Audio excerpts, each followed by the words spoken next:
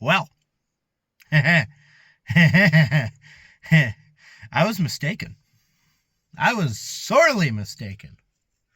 See, I expected that Edmonton was going to look at that first game and be like, oh, maybe we didn't play as well as we could have that game. We could have done so much better. We're going to go out in game 2, and we're going to play the full 60 minutes. We're not going to wait until the last period before we start actually playing. I was wrong. I was very wrong. Because Edmonton didn't show up. It wasn't that they didn't play for 40 minutes. It's that they didn't play for 60 frickin' minutes. 60 minutes of just no show from the Edmonton Oilers. We saw Skinner let in 5 goals. We let Pickard go into the net. He gives up his first shot, and then he kind of dials in a little bit, but by that point it was way too late. I've been around the Oilers community enough to understand the turmoil with the goaltending situation, and everyone blames Skinner. Everyone blames Pickard. Everyone blames Nurse, which I'll get to Nurse, but sticking with the goaltending, I don't think it is reasonable to pin this loss on the goaltending. That goes without saying, but even to the goaltending, I don't think the goaltenders themselves deserve much of the blame, because they're, as far as I'm concerned, only as good as the coaching will let them be. And I say this, I'm an Arizona Coyotes fan. This has been established. Call it ex-Coyotes fan, maybe. I don't think so, because I'm just waiting for 2.0 to come back before I inevitably switch back to Arizona. But for now, I'm cheering for my childhood team. It's the only team that gives me some emotional value. But the reason I bring the Coyotes up is because the Oilers had Mike Smith for a period. And Mike Smith, if you don't know anything about the Coyotes, because why would you? Mike Smith was the goaltender that brought the Arizona Coyotes past round 1 of the 2012 Stanley Cup Finals. Not finals, the playoffs. Then round 2 of the Stanley Cup Playoffs, respectively. I can't remember the order, but I think it was Chicago, then Nashville. I could be wrong on that. But the point of the matter is they ended up losing eventually in 7 games to the LA Kings, which some of those players from that series are playing in this series. Andre Kopitar, Drew Doughty. I can't remember if there's any others. There is one former Coyote playing for them, which is Darcy Kemper, goaltending. But Mike Smith was the goaltender for the Arizona Coyotes, and he practically willed them to the conference finals. The Coyotes played well, don't get me wrong, but some of the saves, some of the plays that Mike Smith had to make, it was a huge factor in how far the Coyotes went. Move on a couple years later. Mike Smith gets traded to, I can't remember if it was Edmonton first or Calgary, but he went to both cities, but there was a stint in Edmonton. He got worse with Edmonton, and a lot of people chalked it up to his age, but there was a lot of indication that, no, it wasn't age. He was playing under a leash. And it's not a good leash that he was on. And I think the same is being observed with these other goaltenders that have come through the system. Because it's not just like we got rid of what? Campbell, which that didn't pan out. Okay.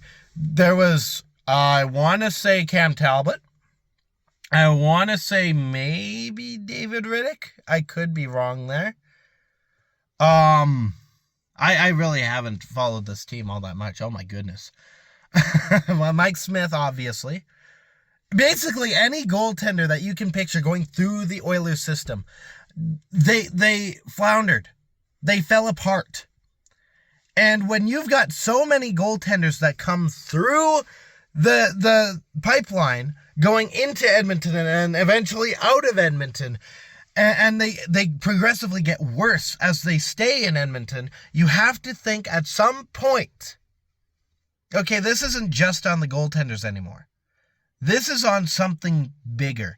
And it just so happens that the goalie coach that is still with the Oilers organization has been there for a while and has very much overstayed his welcome. So, there's my critique right there. Get rid of, I think the last name Schwartz. I could be wrong on that. I'm just getting into the Oilers stuff as I'm following through this playoffs. I'm kind of jumping on board, getting ready for next season, but I gotta cover the playoffs somehow because it's the playoffs, come on. But point of the matter is, goalie coach needs to go bye-bye. And then we get to the defensive situation. Bouchard is amazing offensively. Defensively, I've seen him make some really good plays, but there are some crucial errors that have happened. Darnell Nurse, same thing. There's this one goal. I'm not going to post screenshots because I don't want to relive that nightmare. I'm good. But there was a sequence. There was a hit up along the boards, and the puck gets knocked free. And in the ensuing chaos, you've got Evan Bouchard up near the crease. And you've got Darnell Nurse behind the play. Quinton Byfield picks up the loose puck, and he's practically walking towards Stuart Skinner, who is standing in net, preparing for this shot. But it looks like he's looking for some help. He's hoping for some help. He's backing into his crease as Quinton Byfield's walking forward. And Quinton Byfield, for whatever reason, has all the time in the world. I'll get to that. And what felt like an eternity later, Quinton Byfield finally picks his shot and he beats Skinner clean. And a lot of people, from what I found, were critiquing Stuart Skinner for this goal. It was not Stuart Skinner. I did say in a tweet that, yes, Stuart Skinner probably could have had that. Here's the problem. Quinton Byfield had all the time in the world. All the time in the world to pick his shot, to figure out the orientation of his stick, the way it has to be to make this shot, and you don't have to take long to do that, and to ensure that Skinner is not going to be in position to really stop it, because Evan Bouchard is backing away, presumably, I would imagine, maybe, to give him some credit to prevent a backdoor shot, but he was so high up on the crease that he wasn't preventing anything. So you've got Evan Bouchard, who's backing away from the play, who's not helping at all, and Darnell Nurse, with a severe lack of urgency, is just slowly skating like it's the end of practice, and he's trying to get off the bench, or get off to the bench, sorry, and the puck goes in.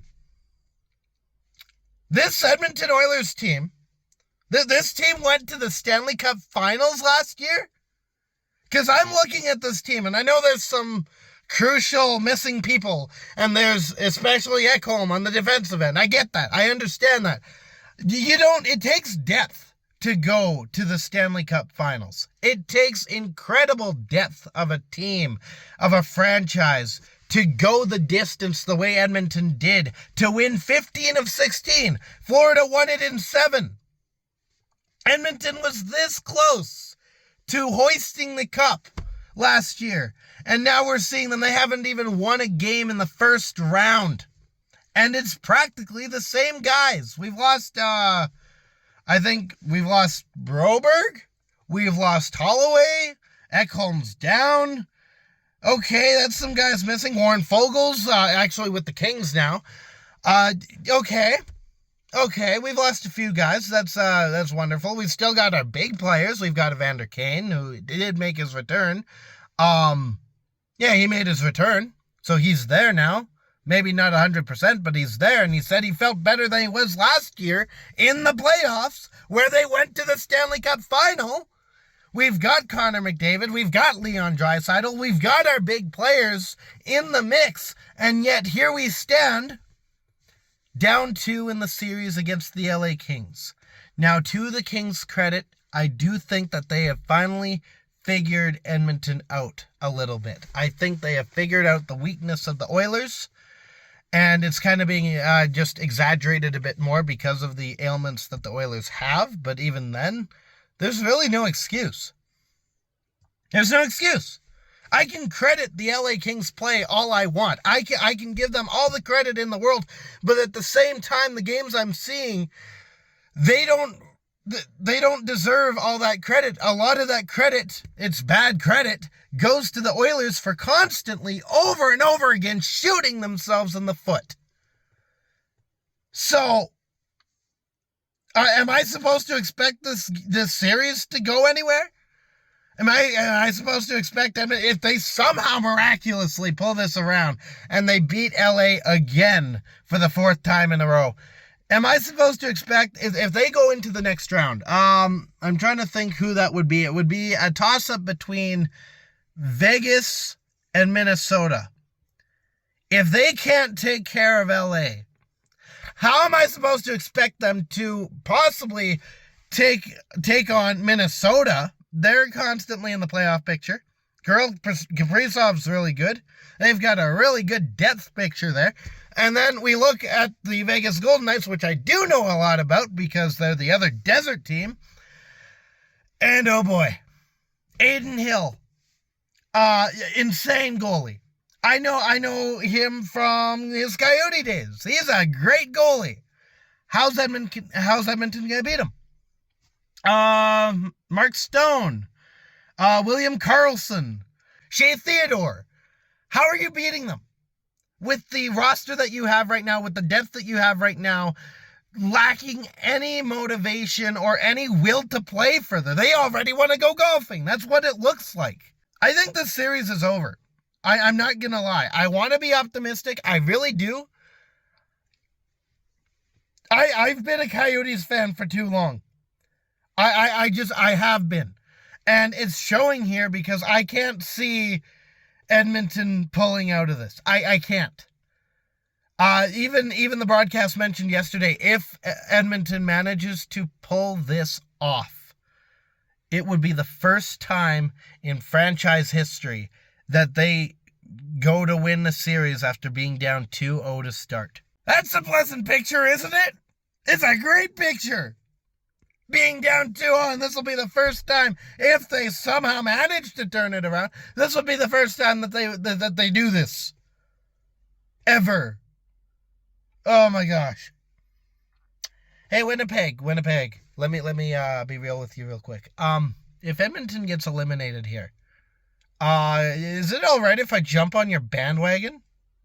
I would love to do that. Give me a shout in the comments if I'm allowed to do that. In the meantime, I will be back tomorrow.